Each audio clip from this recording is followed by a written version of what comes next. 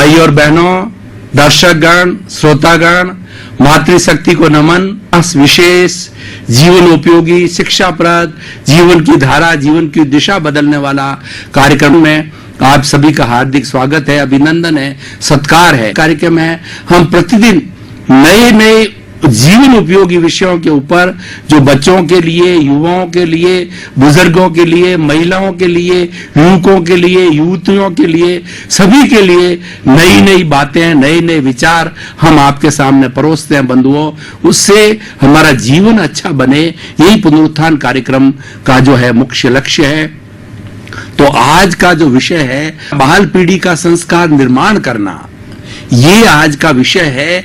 इस विषय पर हम बात करेंगे कि जो हमारी बाल पीढ़ी है, बच्चे हैं, अगर ये सुसंस्कारित हो जाते हैं, ये अच्छे बन जाते हैं, तो देश अच्छा बन जाता है।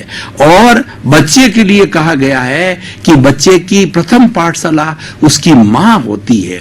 माँ के पेट के अंदर बच्चा जो है 9 महीने रहता है। हमने महाभारत को देखा, उसके अंदर अभिमन्यु ने अपनी मां के गर्भ के अंदर रह करके और जो चक्रव्यूह की रचना हुई थी उसको तोड़ने का, वो चक्रव्यूह के पार होने का पूरा जो उसने अपनी मां से जो सीख लिया था कि किस तरह से पार, यानी जो जीव मां के गर्भ के अंदर है वहीं से उसकी बुद्धि काम करने लग जाती है। इसलिए मां को चाहिए कि 9 महीने तक वह अच्छे विचार रखे, अच्छा भोजन ले, ईश्वर की भक्ति करे, ताकि जो बच्चा जन्म लेने वाला है वो सदाचारी बच्चा हो। जितने जितने महापुरुष हुए हैं उन सबकी आप कथा को देखें, उन सबकी कहानियों को देखें, उनके जीवन व्रत को देखें, तो आपको मालूम पड़ेगा कि उनकी जो माताएं हैं उन्होंने कितना बलिदान किया। अपना बच्चा जो है 9 महीने अच्छे अच्छे भीतर ही सुसंस्कारित हो जाए, वो अच्छी अच्छी बातें और अच्छा भोजन ग्रहण कर ले, उसके लिए माता ने खास तौर पर बहुत बड़ा संयम किया बंधुओं। इसीलिए माँ को बच्चे की प्रथम पाठशाला कहा जाता है। और जब बच्चा जन्म लेता है तो बच्चे को सबसे पहले तुतली भाषा में सिखाने वाली उसकी माँ होती है, इसीलिए मदर टंग कहा जाता है। जो हमारी मातृभाषा है उसको विशेष दर्जा इसीलिए दिया जाता है कि प्रारंभ से अ आ सिखाने वाली माँ होती है, इसलिए मदर टंग को वरीयता दी जाती है, मदर टंग को बहुत बड़ा स्थान दिया जाता है। और हमारी माँ पूजनीय होती है। माँ के लिए कहा जाता है कि सृष्टि के अंदर माँ के समान जो है कोई भी तुलनात्मक वस्तु नहीं है। एक व्यक्ति के लिए सबसे बड़ी जो संपदा है इस सृष्टि के अंदर माँ है। माँ के सामने अगर तराजू के ऊपर माँ को एक तरफ रखा जाए और वो सारी विश्व की संपदा दूसरी तरफ रख दी जाए, फिर भी माँ का पलड़ा भारी रहता है। क्यों? कि माँ एक ऐसा व्यक्ति होता है, माँ एक ऐसी स्त्री होती है जो कि बच्चे को जन्म देने के बाद के अंदर जिस तरीके से हम पेड़ पौधों को पालते हैं, जिस तरीके से कबूतर, जिसे कबूतरी जो है अपना अंडे सेवन के बाद के अंदर चूजे को पालती है, ठीक उसी तरह से माँ स्वयं जो है गीले के अंदर सोती है और उसको सूखे में सिलाती है। बच्चे को सर्दी न लग जाए, बच्चे को गर्मी न लग जाए, उसका पूरा ध्यान रखती है, बच्चा कहीं गिर नहीं जाए। यानी बच्चा जब तक जो खड़ा होकर के पैरों पे घूमने फिरने नहीं लग जाता है तब तक उसका पूरा ध्यान माँ को रखता है। माँ का ध्यान बच्चे के अंदर ही अटका रहता है, यानी वो अपने कलेजे का टुकड़ा मानती है उसको। और भाई और बहनों, दर्शकगण, श्रोतागण, देखिए कि वो संतान बदले में क्या देती है। बड़ी दयनीय स्थिति है कि बच्चे जब बड़े हो जाते हैं, माता पिता वृद्ध हो जाते हैं, तो उस समय के अंदर जो है बाल बच्चे उनको छोड़ देते हैं, वृद्धाश्रम के अंदर डाल देते हैं। ऐसी भी दर्दनाक घटनाएं मिलती है कि माता पिता से पिंड छुड़ाने के लिए कुंभ जैसा बड़ा मेला होता है, तो माता पिता को लालच देते हैं कि माता पिता जी आप बुजुर्ग हो गए हैं, हम आपको तीर्थ यात्रा कराने चलते हैं। और उस मेले के अंदर बेचारे माँ बाप जो कि अबले हो जाते हैं, वो शरीर से दुबले हो जाते हैं, उनको वहां पर मेले में छोड़ आते हैं। भाई और बहनों, दर्शकगण, श्रोतागण, हमारे यहाँ जलजोग चौराहे के अंदर एक ऐसी लेडी है जो कि वास्तव में जैन है, लेकिन उसने जो है वो शादी कर दी सिंधी से। वो एक इसी तरह का वृद्धाश्रम चला रही है। अभी कुछ ही दिनों के अंदर हमने उनको सम्मानित किया और अपने अनुभव, वृद्धाश्रम के अनुभव शेयर करने के लिए कहा।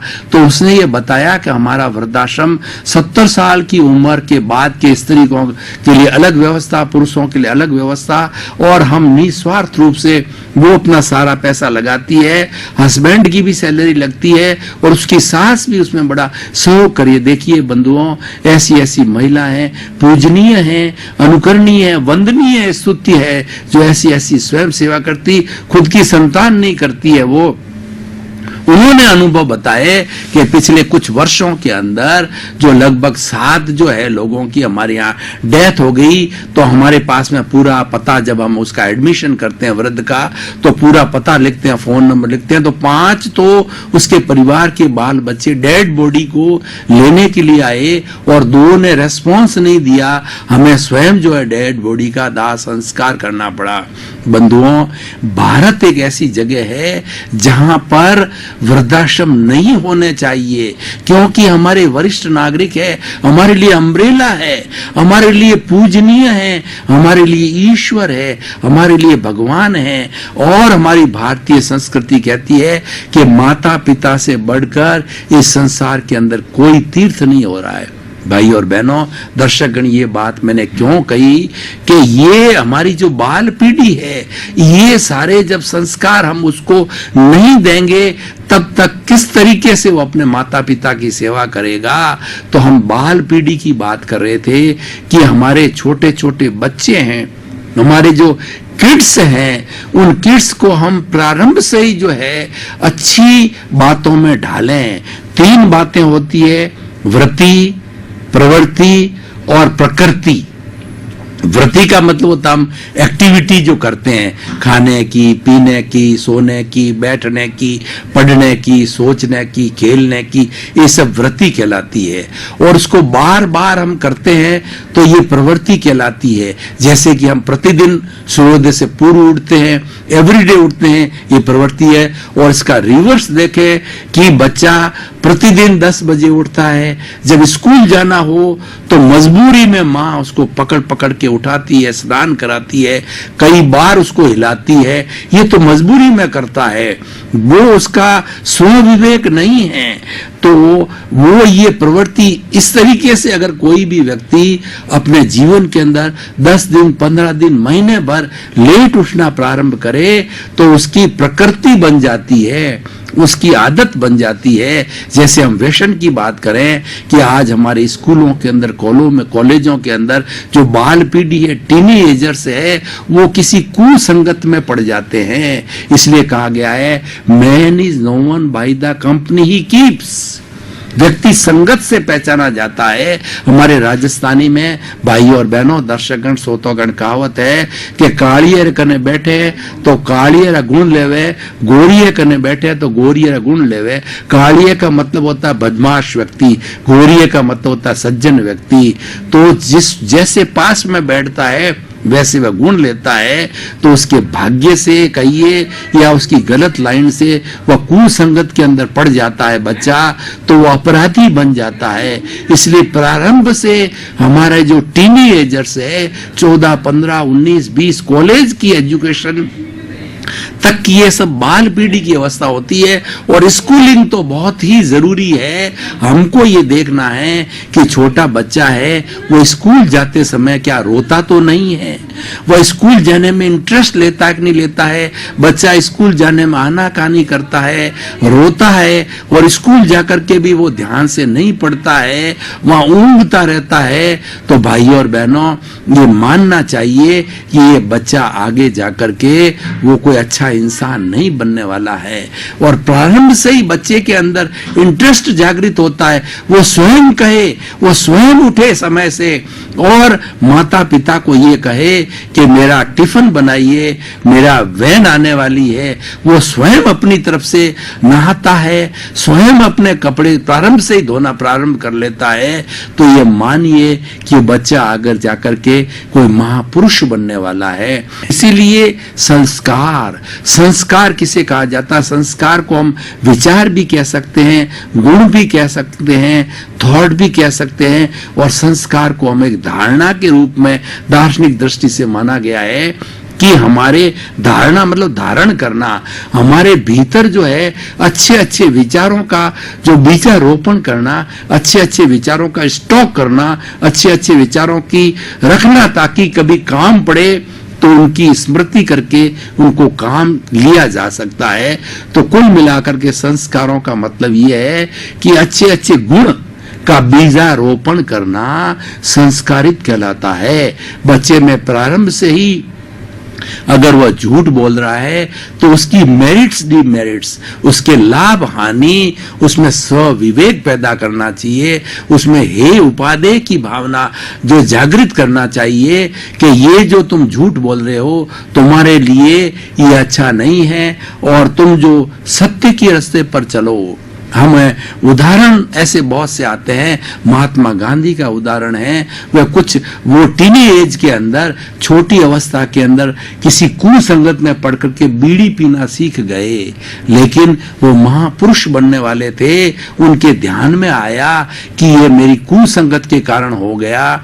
उसने माताजी अपनी पुतली बाई के पास जाकर के कन्फेस किया, ये स्वीकार किया कि माँ मेरे से बहुत गलती हो गई है, मैंने कुसंगत के कारण बीड़ी पीना छोड़ दिया है और आज तेरे चरणों की सौगंध खाता हूं कि आज से मैं कभी भी बीड़ी का और कोई भी व्यसन का सेवन नहीं करूंगा। बंधुओं, उस माँ के चरणों की सौगंध खाने से वो महापुरुष बने और वो विश्व विख्यात हुए और उन्होंने अहिंसा के माध्यम से भारत को आजाद कराया। बंधुओं, ये संस्कार बचपन से ही मिलते हैं, जिसके अंदर ऐसा है कि जिस मकान की फाउंडेशन अच्छी होती है उस फाउंडेशन के ऊपर हम कई मंजिल बना सकते हैं। आज हम देखते हैं कि जोधपुर के अंदर जेडीए ने जो है 10 मंजिल तक मकान बनाने की इजाजत दे दी है, लेकिन वो इजाजत इस बात पे दी गई है कि आपकी फाउंडेशन अर्थक्वेक प्रूफ है कि नहीं है, जो है वो फ्लडिंग प्रूफ है कि नहीं है। सब बातों को देख करके वेल रीइंफोर्स्ड वो कॉस्मिक दृष्टि से देखते हैं। क्योंकि आजकल विज्ञान ने बहुत तरक्की कर ली है, तो आज बिल्डिंग कंस्ट्रक्शन के अंदर जो आर्किटेक्ट होते हैं वो सब इस चीज को जानते हैं। तो कहने का अर्थ ये है, जिसकी फाउंडेशन मजबूत होती है उस पर कितने ही महल बनाओ, वो आप महल आराम से खड़े हो सकते हैं, उस पर मंजिलें खड़ी हो सकती है। और जिसकी फाउंडेशन वीक हो तो उसके अंदर वो मंजिल ढह जाएगी, वो मकान ढह जाएगा। इसलिए फाउंडेशन का जो समय है ये हमारी बाल्य अवस्था है। बाल्य अवस्था 1 से 6 साल की होती है, 6 से 14 किशोर अवस्था होती है और 14 से ऊपर जो है 25 वर्ष तक युवा अवस्था होती है। आज हम तीनों वर्ग की बात करते हैं कि वो 25 वर्ष का होने के बाद में फुली एजुकेटेड हो जाता है वो व्यक्ति, वह बच्चा, और उसके बाद में स्वयं उसका विवेक जागृत हो जाता है। उसमें दुनिया की अच्छाई और बुराई का भेद करने का जो है उसको ज्ञान हो जाता है। और यही ज्ञान हमको देना है भाई और बहनों, दर्शकगण, श्रोतागण। आज के इस बाल पीढ़ी के संस्कार निर्माण का उद्देश्य यही है कि हम किस तरीके से जो है बच्चों के अंदर अच्छे संस्कार को रोपित करें। जहां जहां बुरे संस्कार हम देखते हैं, हमको बच्चे को टोकना चाहिए, अंगुली निर्देश करना चाहिए। बच्चा अगर प्रारंभ से क्रोधी होता है और हमने शय दी तो 5, 10, 20 बार वह क्रोधी होकर के वृत्ति से प्रवृत्ति बनेगी और प्रवृत्ति से प्रकृति बनेगी। वो आगे जाकर के बहुत क्रोधी हो जाएगा और वह क्रोधी होने से घर में एडजस्ट नहीं होगा, सोसाइटी में एडजस्ट नहीं होगा और एक वह अच्छा इंसान नहीं बन के बुरा इंसान बन जाएगा। इसीलिए अंगुली निर्देश बच्चे को प्रारंभ से ही टोकना शुरू कीजिए। और बच्चा जब चोरी करने लग जाए प्रारंभ के अंदर, किसी अपने फ्रेंड की कोई चीज को चुरा के लेके आ जावे, तो माता पिता का ये परम कर्तव्य होता है कि उस पे उसको टोका जाए, उसको बहुत कठोर शब्दों के अंदर कहा जाए, और जरूरत पड़े तो उसको थोड़ा किसी तरीके से जो है वो कठोर निर्णय लेकर के उसकी इस प्रवृत्ति को छुड़ाना चाहिए कि वो बाद में इस प्रवृत्ति को नहीं करे। इसलिए भाई और बहनों, दर्शकगण, श्रोतागण, हमारी भारतीय संस्कृति के अंदर 5 महाव्रतों को कितनी बड़ी तवज्जो दी गई है। उनको यम कहा जाता है, उनको बहुत बड़ा एक ईश्वर का रूप कहा जाता है। वो क्या है? अहिंसा, सत्य, अचौर्य, ब्रह्मचर्य और अपरिग्रह।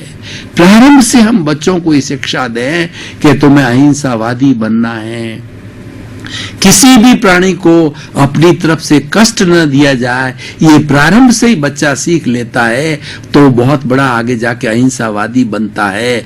और प्रारंभ से ही वो झूठ के प्रति उसको चिढ़ होती है, झूठ के प्रति उसको घृणा होती है, तो बच्चा कभी भी जीवन में झूठ नहीं बोलेगा।